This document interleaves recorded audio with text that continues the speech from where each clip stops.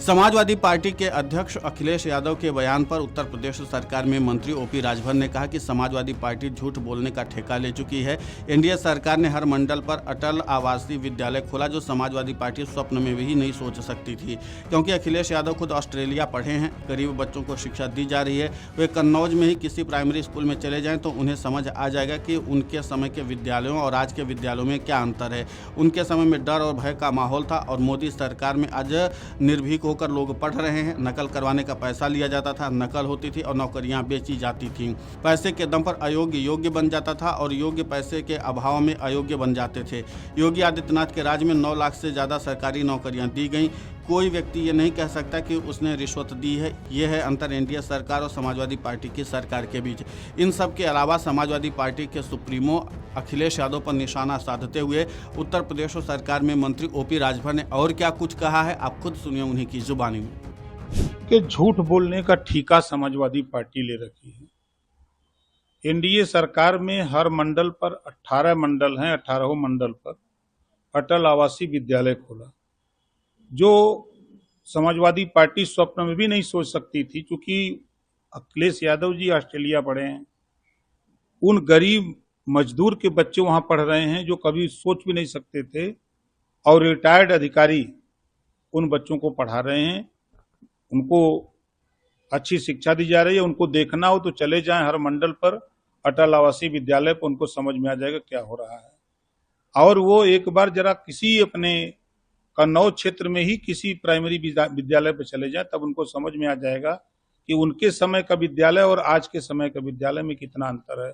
उनके समय में बच्चों के क्या साथ धोखा होता था, आज क्या उनके साथ लाभ हो रहा है। उनके समय में बेटियां पढ़ने जाने में डरती थी, आज योगी जी के राज में खुले मन से बेटियां पढ़ने जा रही हैं। हर महिला कहीं आ जा सकती हैं।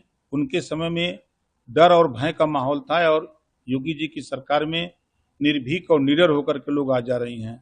शिक्षा का स्तर उनके जमाने में था कि हर परीक्षा का पेपर ये बेचते थे इनके लोग, और बेच करके खरीदने वाले लोग कहीं रहर में कहीं सरसों के खेत में बैठ के 3 घंटे का पेपर 5 घंटा लिखते थे और ले जाके जमा करते थे।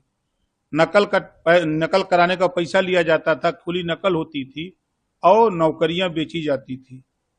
अयोग्य लोग पैसा दे करके योग्य बन जाते थे, योग्य लोग पैसा के अभाव में अयोग्य बन जाते थे। ये अखिलेश जी के कार्यकाल का है। और योगी जी के राज में 9 लाख से ज्यादा सरकारी नौकरी दी गई है। कोई भी व्यक्ति ये नहीं कह सकता नौकरी पाने वाला कि हमने 10 रुपया रिश्वत दिया है। ये है अंतर समाजवादी पार्टी और एनडीए गठबंधन की सरकार में। उनके कार्यकाल में दंगे होते थे, आज योगी जी की सरकार है। समाजवादी पार्टी अखिलेश जी की सरकार में 1000 दंगे हुए, 5 साल में कर्फ्यू लगा, 1200 जन की हानि हुई। योगी जी की सरकार में ना एक भी कर्फ्यू हुआ, ना एक जन की हानि हुई। ये है अंतर समाजवादी पार्टी और एनडीए गठबंधन की सरकार में। उनकी तुलना अगर वो अपने करें, अपने मुंह मियां मिट्ठू बनना है तो बने। मैं तो कहूंगा जो अपने बाप का नहीं हुआ वो किसी का नहीं हो सकता। वहीं यूपी चुनाव से पहले ओम प्रकाश राजभर लगातार समाजवादी पार्टी के मुखिया पर हमलावर होते जा रहे हैं। उन्होंने बलरामपुर की घटना पर सपा मुखिया पर तंज कसा है। एक्स पर पोस्ट करते हुए ओपी राजभर ने लिखा कि ये क्या हो रहा है दोस्त, चाहे कुछ भी हो जाए, मैंने अपना वोट MY को दिया है। आजकल उनमें अनबन हो रही है और तुम चुपचाप बैठे हो। तुम्हें पता है बलरामपुर में क्या हुआ था, है ना? अरे यादव जी को मुल्ला जी ने पीटा। ओपी राजभर ने लिखा तुम्हें पता होगा, लेकिन तुम M के आगे झुक रहे हो। तुम कैसे बोल सकते हो? बोलो दोस्त बोलो, पीटने वाला तुम्हारा अपना रिश्तेदार है। एक यदुवंशी को पीटने वाला मुल्ला जी है। बलरामपुर में प्रतीक यादव, मनीष यादव और आलोक यादव में PDA की लड़ाई हो गई। मतलब पीट देगा अल्पसंख्यक समाजवादी स्टाइल। भीड़ ने खुलेआम और बेरहमी से इन 3 यदुवंशियों को पीटा। Video desk अमरउजाला.com।